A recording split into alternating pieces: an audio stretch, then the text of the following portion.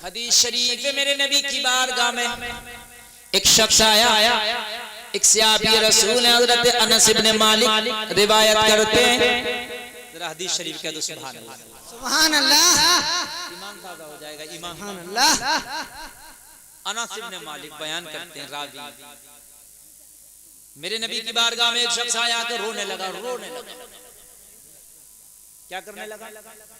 जोर से बोलो, क्या करने लगा? रोने लगा। नबी ने फरमाया रोता क्यों? कहा आका बहुत बड़ा गुनहगार हूं, तौबा करना चाहता हूं कि मेरी तौबा कबूल हो जाएगी, और आका कलमा पढ़ना चाहता हूं कि आप कबूल कर लेंगे मुझे। नबी ने फरमाया अपना गुनाह तो बता। कहा आका बताने पे भी शर्म आती है, नदामत आती है। आका दिल इजाजत नहीं देता कि अपना गुनाह बताओ। आका मेरी तबीयत जवाब दे गई, बस आका ये चाहता हूं कि कलमा पढ़ लूं, तौबा कर लूं, क्या आका मेरे गुनाह माफ हो जाएंगे? नबी ने फरमाया गुनाह बता क्या है तेरा? जरा गौर से सुनना, शायद अगर पत्थर ना होगा तुम्हारे सीने में, अगर दिल होगा ना, तो खुदा की कसम तुम्हारा दिल जरूर बसीज जाएगा। अल्लाह के रसूल की बारगाह में अर्ज कर रहा है, आका मेरे गुनाह बहुत हैं।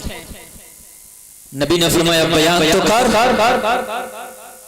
आका बयान करता हूं तो जबान लरजती है, आका बयान करता हूं तो नदामत की वजह से मेरा सर छूट जाता है, आका दिल नहीं चाहता बयान करने।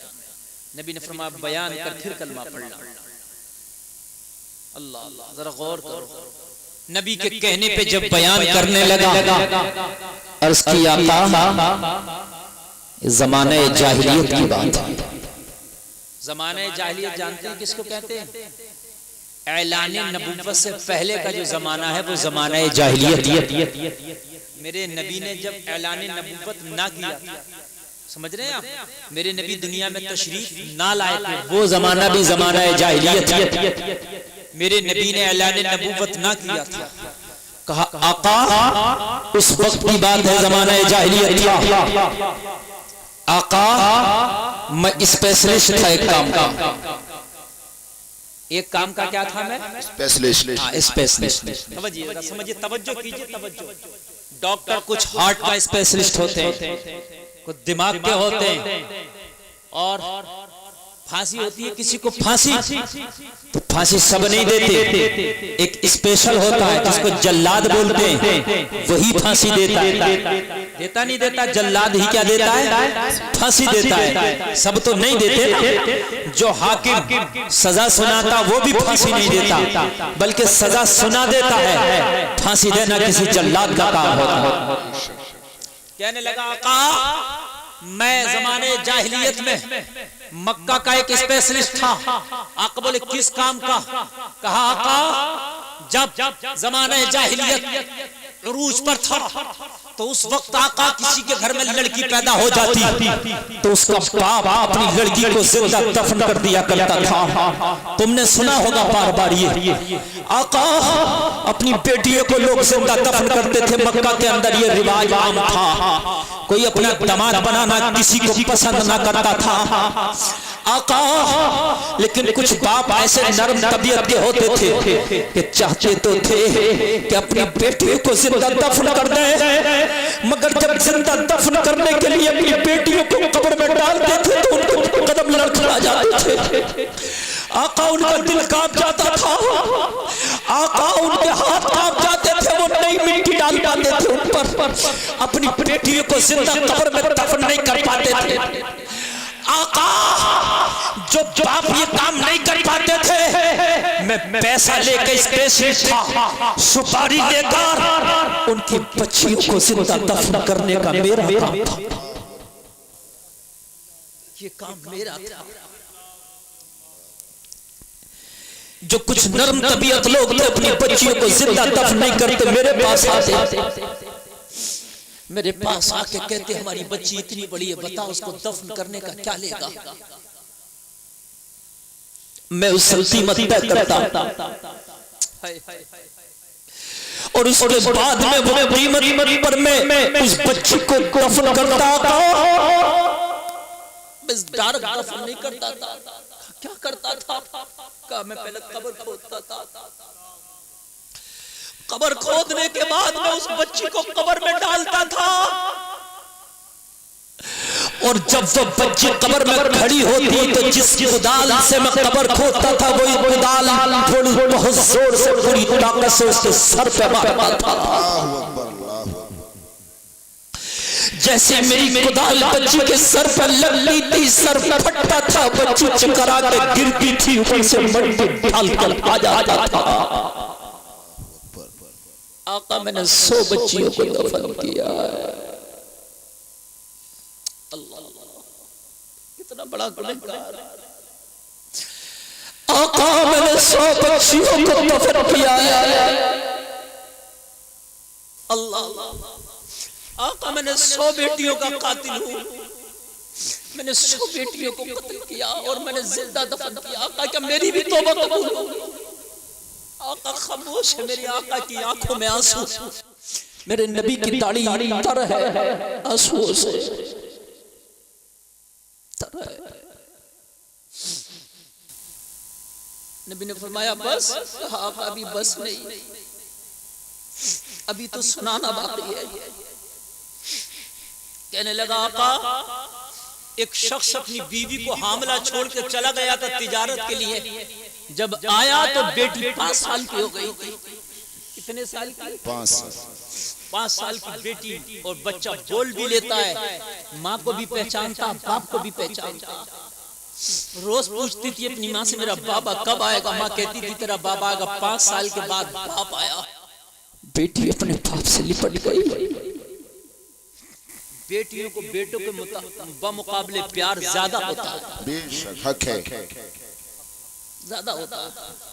बेटा बेवफाई कर जाएगा, अलग हो जाएगा, लेकिन बेटी ससुराल चली जाए और अगर माँ बाप को तकलीफ हो तो वो ससुराल से आ जाती है। एक हफ्ता ही रहे मगर एक हफ्ता रह कर अपने माँ बाप की खिदमत करने की कोशिश करती है। चिपट गई, मेरा बाप आ गया। उसके बाप ने अपनी बीवी से पूछा कौन है ये बच्ची? कहा तुम मुझे उम्मीद से छोड़ के गए थे, जो मेरे घर में बच्चे ने जन्म लिया वो यही बच्ची है। अल्लाह अल्लाह, बच्ची के बेपनाह प्यार को देखा, इस जालिम के दिल में आ गया दामाद किसी को नहीं बनाऊंगा, इसे जिंदा दफन करना है। लेकिन बच्ची के प्यार ने इसे मजबूर कर दिया कि इसके हाथ कांप गए, इसे जिंदा दफन नहीं कर सकता। कहने लगा आका मैं तो स्पेशलिस्ट था इस काम के लिए, वो मेरे पास आया। वो मेरे पास आया और आके मुझसे बोला कि मेरी 5 साल की बच्ची है, बताओ उसे जिंदा दफन करने का कितना लेगा? कहा जो भी मुझे था मेरी बात हो गई उससे। मैंने कहा अपनी बेटी को ले आ, उसे जिंदा दफन कर दूंगा। मैं स्पेशलिस्ट था इस काम का। कहा वो अपनी बीवी से बोला बेटी को तैयार कर दे, इसे दावत में लेके जा रहा हूं। दावत के बहाने से अपनी 5 साल बच्ची को तैयार करके लाया, गले से चिमट के बेटी आ रही है, प्यार की बातें करती आ रही है। लेकिन उस जंगल में ले आया जहां पर मैं उसकी आखिरी मंजिल तैयार कर चुका था। मैं कब्र खोद कर खड़ा था, मैं कुदाल हाथ में लिए उसके आने का इंतजार कर रहा था और मैं खुश था कि कभी इसकी 5 साल बेटी को इस कब्र में दफन करने के बाद मैं कब अपनी कीमत वसूल करूंगा। कब्र के गड्ढे के करीब जब उसका बाप आया तो बेटी की हालत बदल गई। बेटी कहने लगी बाप तू तो मुझे दावत के लिए लाया था, यहाँ तो उसके पास ले आया। बाप मैं इसे जानती हूँ, ये बस्ती का रहने वाला है। बाप ये तो वो स्पेशल है जो बच्चियों को जिंदा दफन करता है। बाप ने कुछ ना सुना, अपनी बच्ची को खींचा, आका मेरे हवाले कर दिया। बच्ची चीख रही थी, अपने हाथों से अपने बाप की गर्दन को चिपट गई थी, लेकिन जालिम था बाप, जबरदस्ती अपनी बच्ची की पकड़ से अपनी गर्दन को अपनी गर्दन की गिरफ्त को छुड़ा लिया और छुड़ाने के बाद में मेरे दरिंदे वाले पंजों में मेरे चुंगल में दे दिया, मेरे हाथों में दिया। मैं वहशी था, मेरे हवाले किया, मैं दरिंदा था। जैसे ही बच्ची को 5 साल बच्ची मैंने बालों से पकड़ा बच्ची को, और बालों से पकड़ने के बाद मैं घसीटता हुआ कब्र तक लेते आया। उसका बाप खड़ा हुआ ये मंजर देख रहा था। 5 साल बच्ची के बाल मेरे हाथ में थे, उसके बाल लेके मैं घसीट कर जमीन पर ला रहा था। बच्ची चीख रही थी, बाप दावत के बहाने से लाया था, मुझे दावत ना खिलाता, मगर इस जालिम के हवाले तो ना करता। बाप मैं पूरी जिंदगी तुझसे कुछ ना मांगती, बाप मैं फाकों से जिंदगी गुजार लेती, मगर इस जालिम के हवाले ना करता। अल्लाह अल्लाह बेटी चीख रही थी, मगर आका मैंने उसकी चीखों को ना सुना। आका मैंने बालों से खींच के कब्र में फेंक दिया, मैंने कब्र में गिरा दिया। जैसे कब्र में गिरी बच्ची 5 साल की थी, फिर खड़ी हुई, कब्र में गिर के भी चोट खाई, चोट खा के बच्ची फिर खड़ी हो गई। बच्ची निकलने की कब्र से कोशिश कर रही थी। आका जैसे बच्ची कब्र से निकलने की कोशिश कर रही थी, मेरे हाथ में कुदाल थी। आका मैंने कुदाल उसके सर पे मारा, जैसे मैंने बच्ची के सिर पे कुदाल मारा, आका बच्ची लड़खड़ाई, तलखड़ा कब्र में गिरी। 5 साल बच्ची लोहे का कुदाल लगेगा, किसकी ताकत के उसको संभाल, कब्र में गिरी। आका जैसे बच्ची कब्र में गिरी, बेहोश हो गई, मगर बेहोश होने से पहले एक जुमला निकला था उसकी ज़बान से, मौला वो तेरी रहमत वाला नबी कब आएगा जो हम जैसी बच्चियों को जिंदा दफन होने से बचाएगा। उसकी ज़बान से ये जुमला निकला, वो तेरी रहमत वाला नबी कब आएगा, वो मोहसिन इंसानियत कब आएगा। बेहोश होने से पहले उस बच्ची की ज़बान से जुमला निकला था, उसके जुमले ने मेरे कदमों में लर्जा पर अंदाम कर दिया। मेरे हाथ से कुदाल छूट, क्या कह रही है आका? वो आखिरी बच्ची थी, उसके बाद मैंने किसी को दफन नहीं किया, मगर उसी दिन से उस आखिरी नबी की मेरी तलाश शुरू हो गई कि वो आखिरी नबी है कौन,